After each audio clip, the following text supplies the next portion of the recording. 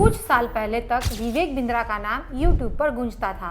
हर हफ्ते एक नया वीडियो और उस वीडियो पर करोड़ों व्यूज। हर नौजवान उन्हें बिजनेस गुरु मानता था।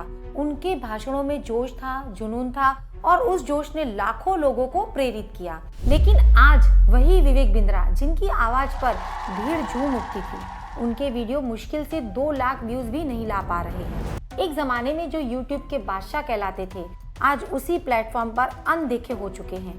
क्या यह बदलाव सिर्फ यूट्यूब एल्गोरिदम की वजह से हुआ है या फिर लोगों का भरोसा ही टूट गया है? क्या वो कंटेंट अब पुराना हो गया है या फिर उनके नाम से जुड़ी कोई ऐसी सच्चाई है जिसे जानबूझकर छुपाया जा रहा है? इस वीडियो में हम जानेंगे एक ऐसे इंसान की कहानी जिसने खुद को ब्रांड बनाया और अब उसी ब्रांड के तले दबते जा रहे हैं।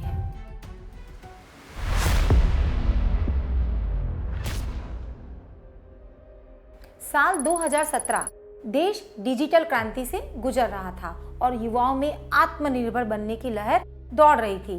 तभी यूट्यूब पर एक आवाज उभरी, तेज, दमदार और बिल्कुल अलग। नाम था डॉक्टर विवेक बिंद्रा।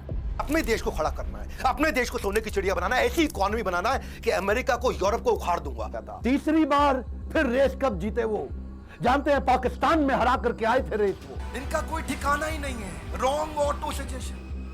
उनकी वीडियो में सिर्फ मोटिवेशन नहीं था, बल्कि तेज ऊर्जा, आक्रामक अंदाज और हर लाइन में ऐसा जोश कि सुनने वालों की रगों में करंट दौड़ जाए। Be a job creator, not a job seeker, ये उनका मंत्र था। कॉल सेंटर का कर्मचारी हो या कॉलेज का स्टूडेंट, हर कोई उनके वीडियो से खुद को जोड़ने लगा। उनका कंटेंट तेजी से वायरल हुआ क्योंकि उसमें था देसी अंदाज, गली की भाषा और बड़े बड़े बिजनेस केस स्टडीज की बेहद आसान व्याख्या। उन्होंने खुद को सिर्फ यूट्यूबर नहीं बताया, वो कॉर्पोरेटर, ट्रेनर, लीडरशिप कोच और फिर एंटरप्रेन्योरशिप गुरु बने। उन्होंने स्टेज शो करने शुरू किए। बड़े बड़े हॉल, स्टेडियम जैसी भीड़, हर इवेंट एक स्पेक्टेकल होता था। तेज म्यूजिक, हाथों में माइक और हजारों लोगों के बीच जोश से उबलता विवेक बिंद्रा। फिर आया उनका सबसे बड़ा कदम, बड़ा बिजनेस प्राइवेट लिमिटेड। ये सिर्फ एक कंपनी नहीं थी, ये उनका सपना था भारत के हर युवा को बिजनेस स्किल्स सिखाना। उन्होंने दावा किया कि वो world's most affordable and accessible business training platform बना रहे हैं। Everything about entrepreneurship in Hindi for common people. इस विजन ने उन्हें उस वर्ग से जोड़ दिया जिसे अक्सर मुख्य धारा में नजरअंदाज कर दिया जाता था। छोटे शहरों के युवा, बेरोजगार ग्रेजुएट्स और लोकल बिजनेस चलाने वाले लोग। बड़ा बिजनेस के कोर्सेज, फ्रेंचाइजी मॉडल और उनके वीडियो की रेगुलर सप्लाई, इस कॉम्बिनेशन ने बिंद्रा को सिर्फ मोटिवेशनल स्पीकर नहीं बल्कि एक बिल्डिंग ब्रांड बना दिया। और 2019 से 2021 यही वो साल थे जब विवेक बिंद्रा ने यूट्यूब पर हर रिकॉर्ड तोड़ दिया। हर वीडियो पर करोड़ों व्यूज, हर शॉर्ट वायरल और हर नई लाइन इंस्टाग्राम कैप्शन बनने लगी। वो अकेले ऐसे स्पीकर बन चुके थे जिनकी पहचान मास मोटिवेशन से लेकर मार्केटिंग मास्टरी तक फैल चुकी थी। लेकिन हर उड़ान की एक ऊंचाई होती है जिसके बाद या तो आप ऊपर जाते हैं या फिर नीचे गिरने लगते हैं।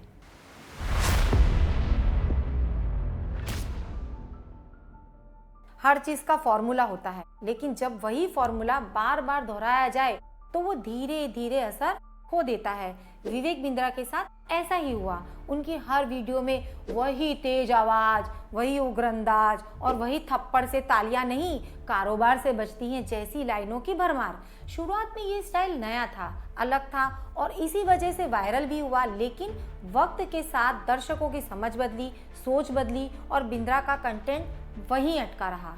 लोग अब सुकून चाहते थे, गहराई चाहते थे, जहां एक और अंकुर वारिकू जैसे क्रिएटर्स शांत, सरल लेकिन असरदार बात कर रहे थे, वहीं बिंद्रा अब भी उस पुरानी स्क्रिप्ट को दोहराते जा रहे थे। ऐसा लगने लगा मानो वो हर वीडियो में चिल्ला चिल्ला कर कुछ बेचने की कोशिश कर रहे हैं। धीरे धीरे व्यूज गिरने लगे, लेकिन गिरावट सिर्फ कंटेंट की वजह से नहीं थी।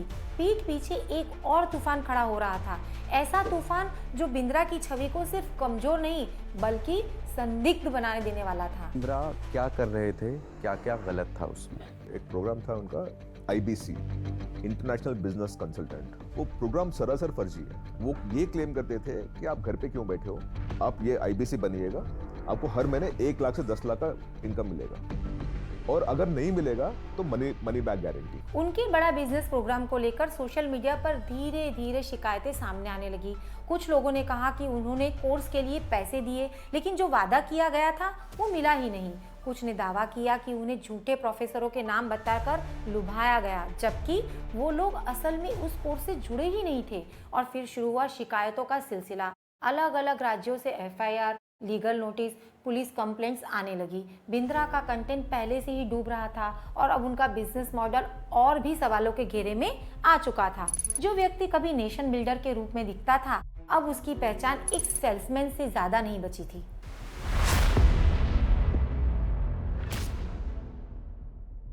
2023 के अंत तक हालात काबू से बाहर होने लगे। अब बात सिर्फ कंटेंट या व्यूज की नहीं थी, अब बात थी विवादों, मुकदमों और धोखाधड़ी के आरोपों की। कई राज्यों से लोगों ने शिकायतें दर्ज कराई कि उन्होंने बड़ा बिजनेस के कोर्स में लाखों रुपए लगाए, लेकिन उनके वादे के मुताबिक ट्रेनिंग मिली ही नहीं, ना कोई बिजनेस गाइडेंस और ना ही रिफंड। कुछ ने तो इसे मनी चेन जैसा स्कीम कहा, जिसमें लोगों को खींचकर सिर्फ पैसे वसूले जाते थे। सबसे बड़ा झटका तब लगा जब पता चला कि उनकी मार्केटिंग में कुछ मशहूर चेहरों की तस्वीरें और नाम बिना इजाजत इस्तेमाल किए गए, ताकि लोगों को लगे कि ये सेलिब्रिटी भी कोर्स का हिस्सा है। इस सब के बाद मामला सीधा सुप्रीम कोर्ट तक जा पहुंचा। शुभम चौधरी और 20 अन्य पीड़ितों की याचिका पर सुप्रीम कोर्ट ने CBI, ED और 12 राज्यों को नोटिस जारी कर दिया और देश भर में इस मामले की जांच की मांग तेज हो गई। अब ये कोई छोटी मोटी ग्राहक शिकायत नहीं रही, ये बन चुका था एक राष्ट्रीय स्तर का फ्रॉड केस, जिसमें करोड़ों का लेन देन और संभावित मनी लॉन्ड्रिंग तक की आशंका जताई गई। और यहीं से शुरू हुआ एक और मोड़ जो शायद सबसे ज्यादा चर्चा में रहा, संदीप माहेश्वरी और विवेक बिंद्रा की भिड़ंत। दिसंबर 2023 में संदीप माहेश्वरी ने एक वीडियो डाला जिसमें उन्होंने कुछ पीड़ितों को मंच दिया। दिक्कत ये आ रही ना, जो कोर्स का उसने मार्केटिंग करी थी, ये कोर्स में आपको ये बिजनेस की ये लर्निंग मिल जाएगी, ये बिजनेस सीख लो किस तरीके से आप, ऐसा कुछ भी नहीं, वहाँ वो सेल्समैन बना रहे। उन्होंने बताया कि कैसे उन्हें बिंद्रा के कोर्स से धोखा हुआ। हालांकि माहेश्वरी ने नाम नहीं लिया, लेकिन इशारा साफ था। कुछ ही दिनों में दोनों ओर से जवाबी वीडियो आने लगे। बिंद्रा ने माहेश्वरी पर मानहानि का मुकदमा किया, वीडियो हटाने की मांग की और 10 करोड़ रुपए का हर्जाना भी मांगा। लेकिन कोर्ट ने साफ कहा, बिना दोनों पक्षों की सुनवाई के कोई भी वीडियो हटाने का आदेश नहीं दिया जाएगा। अभी भी दोनों को किसी भी तरह की आपत्तिजनक कंटेंट डालने से रोका गया है, लेकिन अब तक बहुत देर हो चुकी थी। जो बातें सिर्फ ऑनलाइन फॉर्म्स या छोटे YouTube चैनलों पर होती थी, अब राष्ट्रीय मीडिया की हेडलाइन बन चुकी थी। बिंद्रा की पब्लिक इमेज जो कभी एक नेशन बिल्डर की थी, अब लीगल स्कैम आरोपी जैसी बनती जा रही थी। और इसी के साथ शुरू हुआ उनका सबसे बड़ा संघर्ष, कानूनी मोर्चों पर खुद को बचाना और पब्लिक ट्रस्ट को वापस पाना।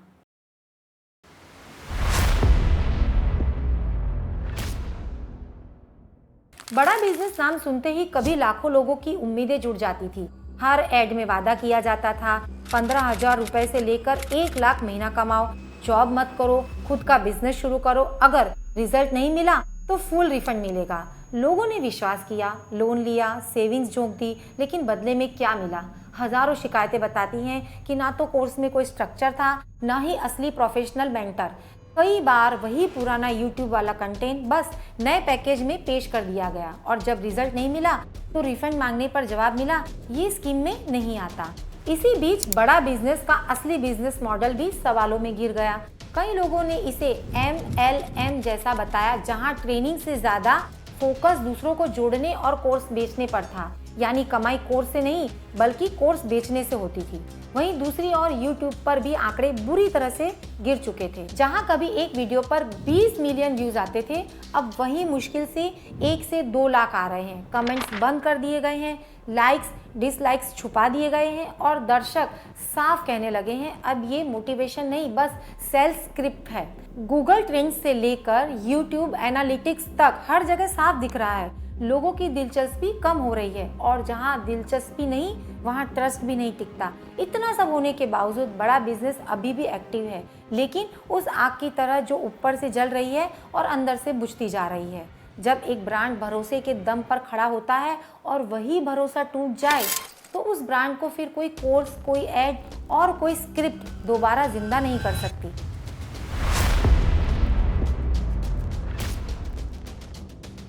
कभी जो नाम मोटिवेशन का पर्याय बन चुका था, आज वही नाम कोर्ट कचहरी विवाद और आरोपों से जुड़ गया है। लेकिन सवाल सिर्फ यही नहीं है कि विवेक बिंद्रा कहाँ गिरे, सवाल यह भी है क्या वहाँ से कोई उठ सकता है। आज भी वीडियो बना रहे हैं, कुछ सामाजिक मुद्दों पर बोल रहे हैं, वर्क प्लेस और बिजनेस एथिक्स जैसे टॉपिक पर अपनी राय दे रहे हैं। शायद ये उनकी इमेज को दोबारा से सजाने की कोशिश है, या शायद वो अब भी मानते हैं कि वो अपनी बात लोगों तक पहुंचा सकते हैं। लेकिन क्या अब वो भरोसा लौटेगा जो एक बार टूट चुका है? क्या वो युवा जो कभी उन्हें अपना आदर्श मानता था अब फिर उनसे प्रेरणा ले पाएगा? क्या वो बड़ा बिजनेस जो अब एक विवादित ब्रांड बन चुका है फिर से लोगों के सपनों का सहारा बन पाएगा? या फिर ये कहानी वहीं खत्म हो जाएगी जहां औरों की होती है, कागजी वादों, वायरल वीडियो और अधूरे भरोसों की कब्र पर? सच यही है कि इस गिरावट ने सिर्फ एक व्यक्ति की नहीं बल्कि पूरे मोटिवेशनल इंडस्ट्रीज की साख पर सवाल खड़े कर दिए हैं। अब फैसला सिर्फ कानून का नहीं, दर्शकों का भी होगा, क्योंकि आखिर में किसी भी स्पीकर से बड़ा होता है ऑडियंस का भरोसा। दोस्तों, क्या आपको पता है ऐसे वीडियोस बनाने में बहुत समय और बहुत रिसर्च करनी पड़ती है। तो अगर आपको ये वीडियो अच्छा लगा हो तो लाइक, शेयर और सब्सक्राइब करना मत भूलना। नमस्ते।